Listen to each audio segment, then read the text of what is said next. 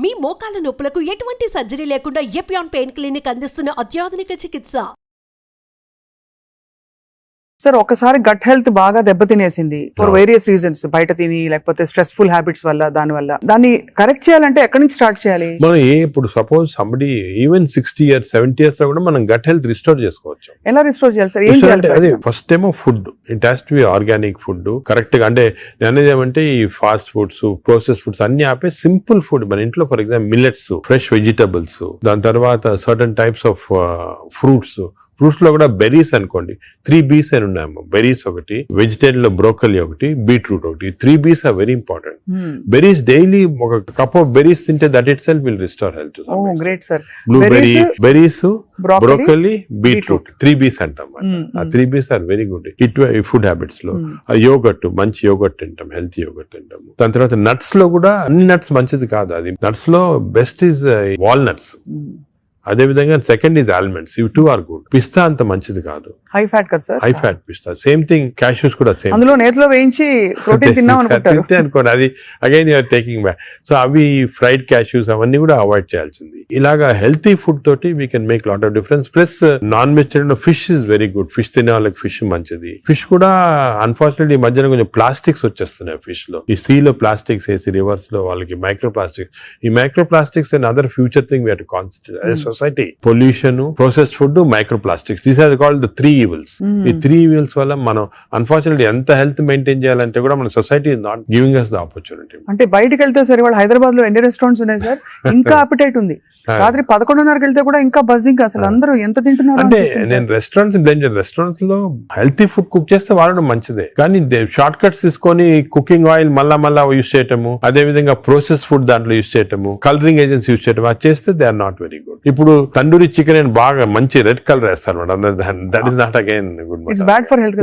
అంటే red colour colouring agents, preserving agents are not good. ఇది ఒక aspect. Second aspect gut health again not realised is physical activity. చాలా important. మీరు అనొచ్చు physical activity gut కి సంబంధం ఉంది. The gut is constantly reacting, liver is constantly reacting physical activity. మనకి daily standard 150 hours per week.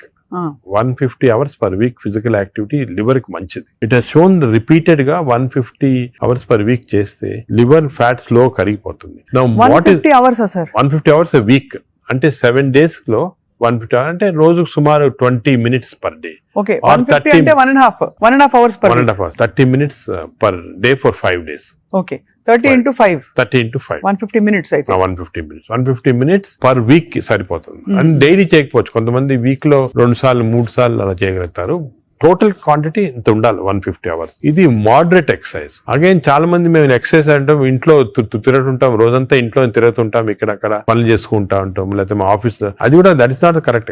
Exercise అంటే మనం correct గా ½ an hour you have to do moderate exercise. Moderate అంటే ఏమి? వాకింగ్ కానీ రన్నింగ్, ఏదన్నా మోడరేట్ అంటే మనం ఎక్సర్సైజ్ చేసినప్పుడు మాట్లాడుతుంటే మాట్లాడగలుగుతాం, కానీ వీ కెనాట్ సింగ్. అవును, పాట పాడలేము, మాట్లాడగలుగుతాం. That is moderate exercise. అంటే we can carry on a conversation with somebody. ఆయాసపడుతూ కొంచెం క్యారీ చేయొచ్చు. మనం బాగా విగ్రెస్ అయితే మాట్లాడలేము, that is vigorous exercise. But మన if you're able to sing in doing exercise, that means it's not moderate. So మనం ఈజీగా టెస్ట్ చేసుకోవచ్చు. ఒకరొకరిలో వేరేగా ఉంటుంది. జనరల్ గా heart rate we say get to 50 to 70% అంటాం. అంటే 150 హార్ట్ బీట్ లాగా తెచ్చుకోవాలి. ఎందుకంటే మోడరేట్ ఎక్సర్సైజ్ చేసినప్పుడు మన హార్ట్ ఇంక్రీజ్ అయ్యే రేటు, సర్క్యులేషన్ ఇంక్రీజ్ అవుతుంది, లివర్ లో ఉన్న టాక్సిన్స్ అన్ని బయటకు వస్తాయి, బ్రెయిన్ సర్క్యులేషన్ ఇంప్రూవ్ అవుతుంది, హార్ట్ లో collateral. That's why we're emphasising on this moderate exercise. ఏదో క్యాజువల్ గా పొద్దున ఒక 5 మంది ఫ్రెండ్స్ ఒక గంట సేపు నడిచామని ఒక 2 kilometers నడిస్తే that's not moderate exercise.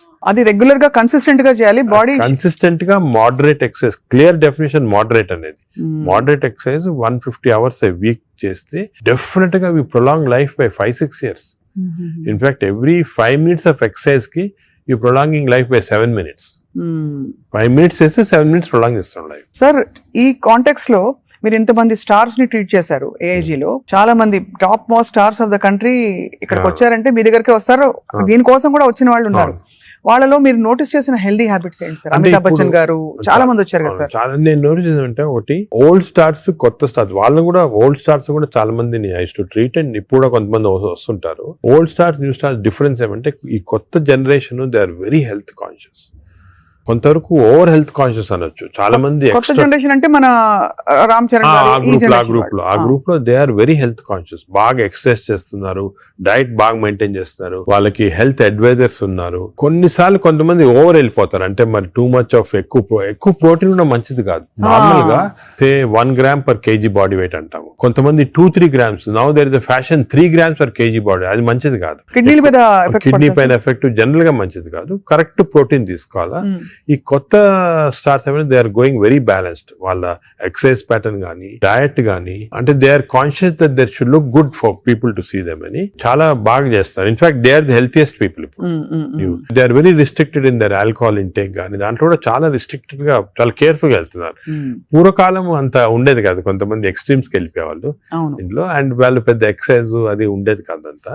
But ఇప్పుడైతే డెఫినెట్ చేంజ్ ఉంది. The present generation of stars are very health conscious. They are maintaining, almost అందరూ అదే అనుకోవచ్చు, దే ఆర్ మెయింటైనింగ్. అది లేకపోతే they won't stay long in the industry. Sir, external supplements, vitamin supplements అన్ని అవి observe అవుతాయా? External supplement లో చాలా కాంట్రవర్సీస్ ఉన్నాయి. కొన్ని మంచి సప్లిమెంట్స్, కొన్ని కాంట్రవర్షియల్ సప్లిమెంట్స్, కానీ హార్మ్ఫుల్ సప్లిమెంట్స్ అనేది తీసుకోకూడదు. చాలా వరకు ఈ supplements, for example B complex అనుకోండి, vitamin D to some extent people తీసుకున్నారు, దానివల్ల హార్మ్ లేదు కానీ కొంతవరకు బెనిఫిట్ ఉండొచ్చు. ఫర్ ఎగ్జాంపుల్ ఇయర్లీ మీరు 3 times a year ఒక 2 months వైటమిన్ D తీసుకున్నారు అనుకోండి, సండే అలాగా, దట్ ఇస్ ఓకే. ఎందుకంటే మన అందరిలో వైటమిన్ డిఫిషియన్సీ ఉంటుంది. అదే B12 ఫోలిక్ యాసిడ్, ఈ రెండు కూడా డిఫిషియన్సీ, ఎస్పెషల్లీ వెజిటేరియన్ లో B12 ఫోలిక్ యాసిడ్ రెండు డిఫిషియన్సీ ఉంటుంది. అది తీసుకున్న హార్మ్ ఏం లేదు. ఒకవేళ అది ఎక్సెస్ అయినా కూడా యూరిన్ లో పాస్ అయిపోతుంది. కొన్ని లిటిల్ కాంట్రవర్షియల్ అంటే NADH అని ఉంటుంది అన్నమాట. అది చాలా మంది తీసుకుంటున్నారు ఈ మధ్యన. ఏంటి సార్ అది? NADH అనే టాబ్లెట్ మజిల్ కి మంచిది, మైటోకాండ్రియాకి మంచిదని. అది రిసర్చ్ లో కాంట్రవర్షియస్ ఉన్నాయి. కొంతమంది ఏమో మంచిది మజిల్ బిల్డ్ చేయడానికి, కొన్ని ఏమో మంచిది కాదంటారు. అటువంటి we don't recommend definitely. But some things like curcumin అనుకోండి, అంటే మనం ఫుడ్ లోనే వచ్చేస్తుంది కర్క్యూమిన్, అది మంచిది తీసుకోవటము. వైటమిన్ K అని ఉంది ఒకటి, వైటమిన్ K, అది వైటమిన్ K2 కొత్తగా వచ్చింది, అది కూడా కొంచెం కాంట్రవర్షియల్. అలాగా చాలా సప్లిమెంట్స్ వస్తున్నాయి. నేను అనుకునేది natural food, correct amount of protein, that is very important. తీసుకుంటే సప్లిమెంట్స్ పెద్ద అవసరం. అంటే మనకి సోర్సెస్ సార్, ఇప్పుడు ఒక చిన్న ప్రాబ్లం సొసైటీకి ఉండే ప్రాబ్లం, వెజిటేబుల్స్ పెస్టిసైడ్స్ వేసేస్తారని, ఎక్కడ పండిస్తారు, పటాన్ చెరువు దగ్గర అని నీళ్లు వచ్చేస్తాయి, మురుగు నీళ్లు దానిలో పండిస్తారంటారు. పాల పదార్థాలు, ఆవులకి యాంటీబయాటిక్స్ ఇంజెక్షన్స్ ఇచ్చేస్తారు, అది మనకు వచ్చేస్తున్నాయి అంటాం. కోళ్లు, ఎగ్స్ కూడా సేమ్ థింగ్, న్యాచురల్ గా కేజ్ ఫ్రీ, అదే ఫ్రీ బర్డ్స్ అని, అదొక ప్రాబ్లమ్. ఇంకా పోతే ఇంకా మిగతావన్నీ మనకు తెలిసినవే. ఫ్రూట్స్ సేమ్ థింగ్, కార్బైడ్ పెట్టి పండిస్తున్నారు. సో మనిషి వెతుక్కుంటున్నాడు సార్ ఏం తినాలి, ఎలా తింటే బెస్ట్, నేను ఇంకా కొంచెం ఆరోగ్యంగా ఎక్కువ కాలం బతకచ్చు. అంటే మీరు చెప్పింది చాలా కరెక్ట్. ఇది ఒక పెద్ద టాపిక్, సెపరేట్ టాపిక్, ఈ రోజు మనం డిస్కస్ చేస్తాం అంతా. హౌ టు మనకి సొసైటీలో అన్ఫార్చునేట్లీ ఇప్పుడు ఎస్పెషల్లీ సిటీస్ లో, ఈ ఊర్లలో అంత ఎక్కువ లేదు, సిటీస్ లో ఎక్కువ ప్రాబ్లం ఏమంటే ఈ contamination of food of various types, eggs నిచ్చి, మిల్క్ నిచ్చి, వెజిటబుల్స్ నిచ్చి, అన్ని దాంట్లో ఇట్స్ కమింగ్.